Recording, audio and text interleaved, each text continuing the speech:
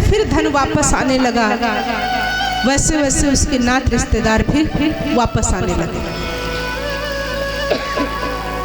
जब सब वापस आ गया, सेठ बड़ा प्रसन्न हुआ।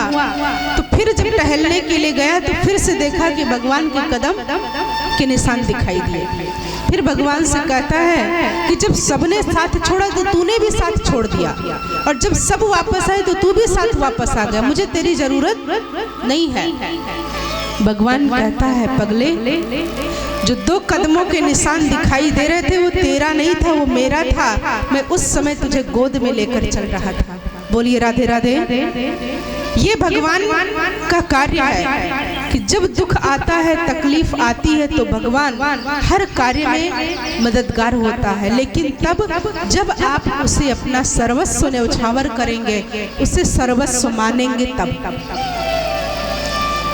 तो ऐसे ही फिर दिखाया गया कि जब प्रभु से प्रेम होगा तो प्रभु प्रेम की ताकत ही है कि हर दुख में खड़े रहने की क्षमता देती है। तो आज आप देखिए कि जब कुछ बुरा होता है तो आज लोग तुरंत भगवान पर आरोप लगा देते हैं कि भगवान ही सब कुछ कर रहा है। लेकिन भगवान सब कुछ नहीं कर रहा है, हमारे कर्म का ही ये फल है। जो मिला है उसकी हमें खुशी नहीं होती है, लेकिन जो चला गया उसका गम जरूर होता है। एक बार एक विदेशी एक बैग भर करके एक बैग में पैसा भर करके वो विदेश से आया था भारत में खुशी खोजने के लिए, खुशी ढूंढने के लिए। इधर उधर वो खुशी ढूंढ रहा था। जो भी मिल रहे थे उनसे पूछ रहा था कि भैया भारत में लोग कहते बड़ी खुशी है, तो खुशी कहाँ मिलेगी, तो कहाँ कोई बता दे, कोई स्थान तो ऐसा था नहीं। एक व्यक्ति उसको बहुत देर से देख रहा था कि जो भी मिलता उससे यही पूछता है। सामने आया तो उससे पूछा कि आपको यदि बुरा ना लगे तो मैं पूछ लूं कि इस बैग में क्या है। तो उसने कहा पूछ सकते हैं। तो कहा बता सकते हैं। तो कहा इस बैग में पैसा भरा हुआ है कि जहां मुझे खुशी मिलेगी वहां मैं पैसा दे दूंगा। तो व्यक्ति ने कहा अच्छा। और तुरंत पैसे का बैग छीना और भाग लिया। अब आगे आगे वो व्यक्ति बैग लेकर के पैसे का भाग रहा है और पीछे पीछे वो विदेशी भाग रहा है और आवाज कर रहा है कि मेरा बैग चोरी हो गया, मेरा बैग चोरी हो गया।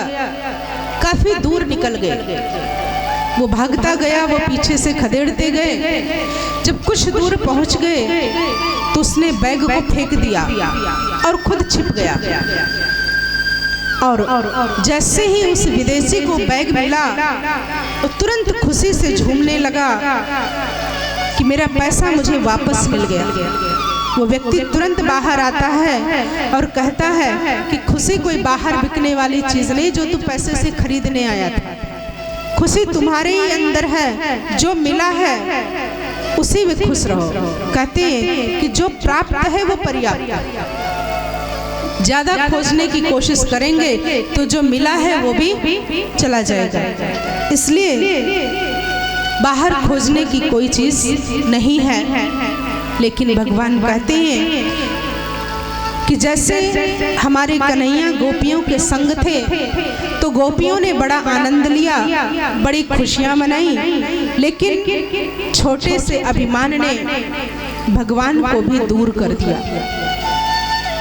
ऐसे ही आपके पास भी सब कुछ भगवान ने दिया है, लेकिन किसी भी चीज का जरा भी आपको अभिमान आ गया तो फिर भगवान भी आपसे दूर चला जाएगा। तो हम सभी आगे की कथा में देखते हैं कि जब उद्धव जी यशोदा मैया और नंद बाबा के पास जाते हैं और बताते हैं कि श्री कृष्ण का संवाद लेकर के आए हैं, सो मैया संवाद वाहक का ही उतना ही सत्कार करती हैं जितना वो कन्हैया का किया करती थी। उद्धव जी मैया को कहते हैं कि मैया श्री कृष्ण ने यह समाचार भेजा है कि वह वहाँ बिल्कुल ठीक ठाक है। मैया आप कैसे हो? तो मैया कहती हैं अगर मेरा कान्हा ठीक है, अगर मेरा कान्हा खुश है, अगर मेरा कन्हैया राजी है तो उस चीज में उसकी मैया भी राजी है। यह है सच्चे प्रेम की विशेषता, यह है सच्चे समर्पण महता। हमको अपनी बात कुछ नहीं सुनानी पड़ती,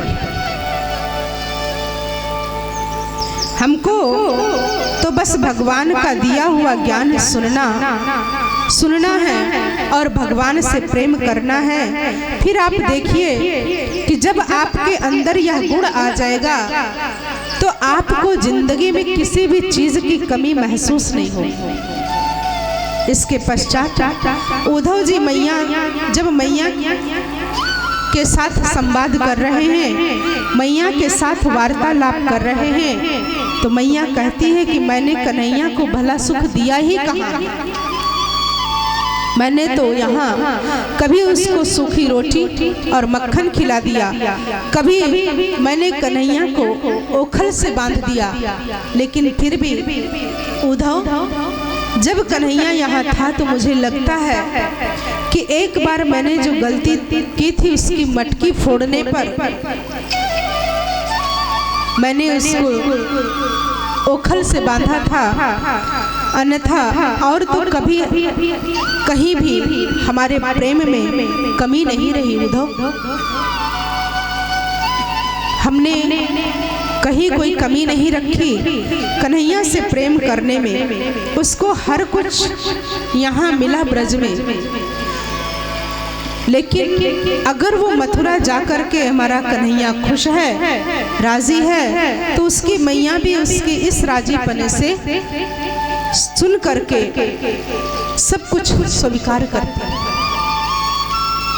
हम सभी जानते हैं कि जब इस संसार का महाविनाश होगा तो महाविनाश के बाद फिर सतयुग आएगा। सतयुग में तो दुख और अशांति का नाम निशान नहीं होगा। सतयुग में एक धर्म, एक राज्य, एक भाषा, एक कुल और एक संप्रदाय। वहाँ जो धर्म होगा वह आदि सनातन देवी देवता धर्म होगा। वहाँ धर्म के नाम पर कोई मंदिर नहीं होगा, धर्म के नाम पर कोई मस्जिद नहीं होगी, धर्म के नाम पर कोई चर्च, कोई गुरुद्वारा नहीं होगा, बल्कि धर्म मनुष्य के जीवन में। ऐसी सुंदर दुनिया में हमारे श्री कृष्ण का आगमन होने वाला है और हम सबको मिलकर ऐसी दुनिया बनानी। कैसी दुनिया? जहाँ श्री कृष्ण आने वाले हैं और हम सबको मिलकर श्रेष्ठ कर्मों की कमाई भी करनी है, ताकि जल्द से जल्द श्री कृष्ण का इस संसार में आगमन हो। यही इस ज्ञान का सार है। हमें ऐसी दुनिया बनानी है, हमें ऐसा प्रेम करना है कि भगवान भी हमारे प्रेम के बंधन में बंध जाएं। क्योंकि कहते हैं कि भगवान को गंगा नहीं बहा सकती, भगवान को यमुना नहीं बहा सकती, लेकिन भगवान को बच्चे का प्रेम, उसके प्रेम के दो आंसू भगवान को बहा देते हैं। दुनिया की याद में तो आप बहुत रोए, दुनिया की याद में तो तड़फने का भी आप सभी को अनुभव होगा, लेकिन अब भगवान की याद में मगन होकर के अगर आपकी आंखों से आंसू निकलता है, इतना मगन होते नहीं। भगवान के प्रेम में यदि आंखों से आंसू निकलता है तो आंसू भी भगवान के गले का हार बन जाता है। इसलिए गोपी कहती है कि यह नयन नित दिन उसकी याद में रोते हैं, अर्थात हमारे एक एक रोम में इतना प्रभु का प्यार समाहित है कि हमें संसार से प्राप्तियों की इच्छा नहीं है। हम उस प्राप्तियों के आनंद में इतना मगन रहे इसलिए आप सभी ने सुना कि दुनिया का सुख तो आपने देख भी लिया, अब प्रभु प्रेम का सुख पाना है। परमात्मा से ऐसा रिश्ता जोड़े, और जब परमात्मा से रिश्ता जोड़ेंगे तो फिर कहते हैं कि परमात्मा जो आया है इस सृष्टि पर उसे ही अपना सर्वस्व न्यौछावर करें। और एक बहुत सुंदर गीत है,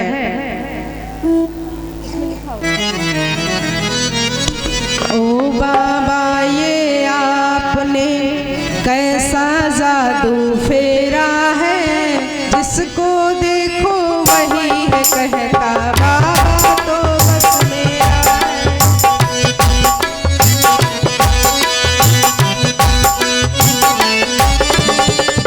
मीठी मीठी तालियों से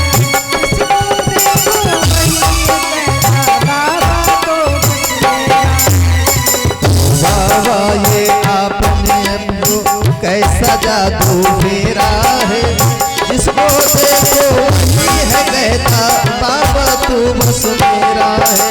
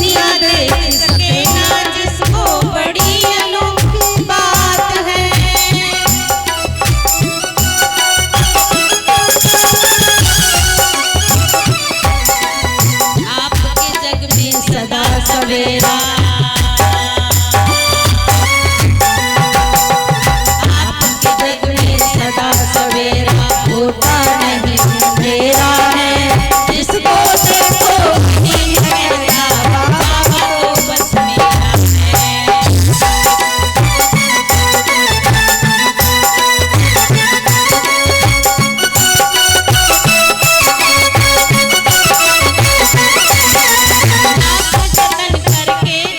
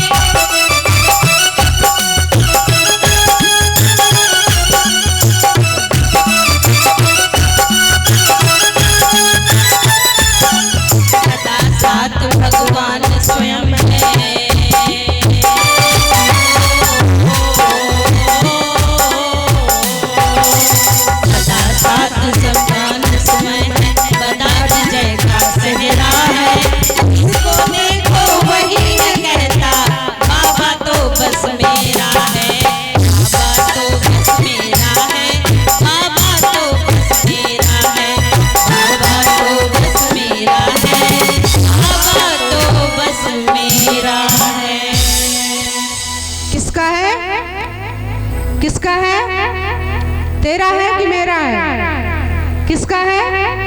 अगर मेरा है तो एक बार दोनों हाथ उठाकर जोरदार ताली बजाएंगे। तेरा है तो नहीं बजाइएगा। सबका है। चलिए बड़ी अच्छी बात है। तेरा नहीं है, मेरा है। ठीक है, किसका है? मेरा है। तो अभी हम सबकी प्रीति परमात्मा के साथ ऐसी लगी है और मन उस प्रीति में मगन है। मन तो इंतजार कर रहा है इस सुंदर घड़ी का। कौन सी? कि जब हम स्वयंवर का आनंद लें। लेकिन क्या करें, वो तो अंत में आने वाला है। इंतजार तो करना पड़ेगा। तो कहते हैं उससे पूर्व हम सभी इस बात को गहराई से समझ लें कि समय का इंतजार नहीं करना है, समय से पहले हमें परिवर्तन हो जाना है। आज ही बात हो रही थी दोपहर में कि ये कार्यक्रम थोड़ा सा 2-4 दिन बढ़ाकर किया जाता तो शायद अच्छा रहता है। तो हमारे पिताजी भी आए हुए थे, यहाँ भी हैं, अभी गए नहीं हैं आज। तो उन्होंने बड़ी अच्छी बात कही कि जो शुभ कार्य होता है, अच्छे कार्य होते हैं, तो उसको कल पर नहीं टाला जाता, उसको तुरंत कर लिया जाए, क्योंकि उसमें कोई मुहूर्त देखने की आवश्यकता नहीं है। अगर कोई बुरा कर्म करना है तो आप उसको कल पर टाल दीजिए। अच्छे का परिणाम अच्छा मिलना है और बुरे का बुरा मिलना है। तो कबीरदास जी ने इस बात को बड़ी अच्छी रीति से बताई है कि काल करे सो आज कर, आज करे सो अब, पल में परले होएगी, बहुर करोगे कब। इसलिए कभी भी शुभ कार्य को कल पर ना टाला जाए। यह कहना तो बड़ा मुश्किल है कि संग में कब किसके संग में आकर के बदल जाए, और धरने का भी बड़ा प्रभाव होता है। आप सभी अभी कथा पंडाल में बैठे हैं तो सबके अंदर ये भावना है कि अभी हम भगवान के स्वयंवर की झांकी देखेंगे। किस किस के अंदर है? कम से कम हाथ तो उठाते रहिए, पता तो कुछ चलता रहे, नहीं तो आप भी सो जाएंगे और हम भी क्या करेंगे, कहानी खत्म कर देंगे। ठीक है, इसलिए थोड़ा सा जागृति दिखाइए। तो सबसे पहले बात आती है कि जब भगवान सामने गए, मांगने की आदत नहीं डालनी है। जब लोग तीर्थों पर जाते हैं या वृंदावन जाते हैं, वैष्णो देवी जाते हैं, तो क्या कहते कि भगवान हमें दर्शन। और जब दर्शन करने के लिए जाते हैं तो एक बड़ी मजे की बात है कि जब आप मंदिर जाते हैं तो क्या करते, दर्शन करने जाते हैं ना। कितने लोग दर्शन करने जाते हैं और कितने लोग दर्शन कराने जाते हैं? कोई नहीं। लेकिन जब आप मंदिर में पहुंचते हैं तो जब आप हाथ जोड़ते हैं उस समय क्या होता है, दोनों आंखें बंद हो जाती हैं। तो और भगवान की आंखें खुली हैं, तो आप दर्शन कर रहे हैं कि दर्शन करा रहे हैं? क्या कर रहे हैं आप माताएं? कर रहे हैं। उस समय क्या होता, हम दर्शन, अगर उनसे पूछा जाए तो क्या कहते हैं, हम मन से भगवान को याद कर रहे थे। यदि देखा जाए तो मन से तो भगवान को आप घर बैठे भी याद कर सकते थे, लेकिन हर चीज का अपना अपना महत्व है। जब ध्यान अवस्था में देखा जाता है तो आधी आंखें बंद होती हैं और आधी खुली होती हैं। तो इन आंखों से देखने की बात नहीं है, भगवान को ज्ञान चक्षु से देखना है, ना कि चर्म चक्षु से। तो कहने का तात्पर्य है कि यह जो हमारे 3 द्वार हैं,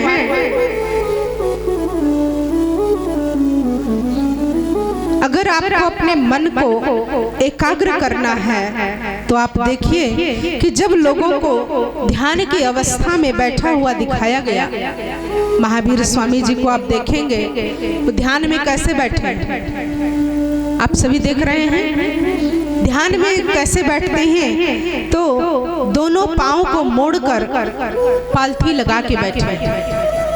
क्योंकि जो ऊर्जा पाँव के माध्यम से बाहर निकल रही है, जब पाँव के सर्किट को बंद कर लेते हैं तो क्या होता है, वो ऊर्जा ऊपर की ओर जाती है, मस्तिष्क में प्रवाहित होती है। हमारे अभी काफी इसमें किसान भाई हैं, आप सभी जब खेत में पानी लगाते हैं, पाइप आप सभी लगाते होंगे, पाइप के द्वारा ही सिंचाई करते होंगे। जब आप खेत में पानी लगाते हैं और पाइप को मोड़ना है और मोटर आप बंद भी नहीं कर रहे हैं तो क्या करेंगे, उस समय पाइप को बड़ा धीरे धीरे मोड़ा जाता है, तो पाइप मुड़ भी जाएगी और फटे भी नहीं। लेकिन यदि आप उसी पाइप को तुरंत मोड़ देते हैं तो क्या होता है, या तो पाइप फट जाएगी या तो मोटर से निकल जाएगी। तो ऐसे ही कि जब हम परमात्मा को याद करते हैं तो हमारी शक्तियां भी जागृत होती हैं और पूरे शरीर में वो प्रवाहित होती हैं। जब हमारा मन एकाग्र होता है, परमात्मा को याद करते हैं तो वो शक्तियां हमें मिलती हैं। और जो पहले गुरुकुल का सिस्टम था वो भी क्या होता था, टाटपट्टी बिछाई जाती थी, उस पर बैठकर पढ़ते थे। आज क्या है, टाटपट्टी पर बैठा दिया जाए तो बच्चे ही दूसरे दिन से ना आए।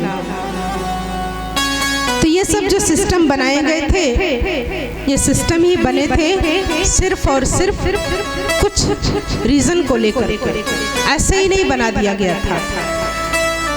तो कहने का तात्पर्य है कि अब हम सभी श्री कृष्ण के पहले मुख्य 8 रानियों का फिर वर्णन आता है कथा में, और उसके बाद फिर 16,100 कन्याओं का।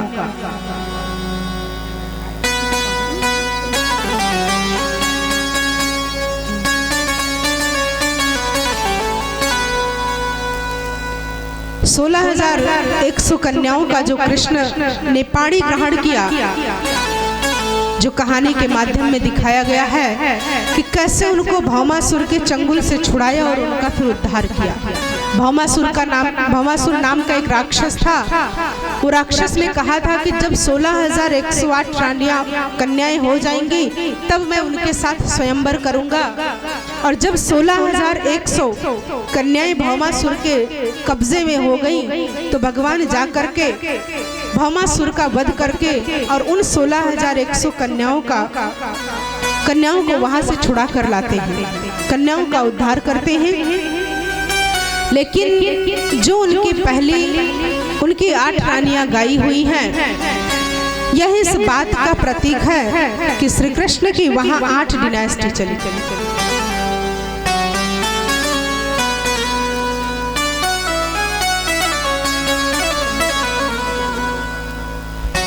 तो अभी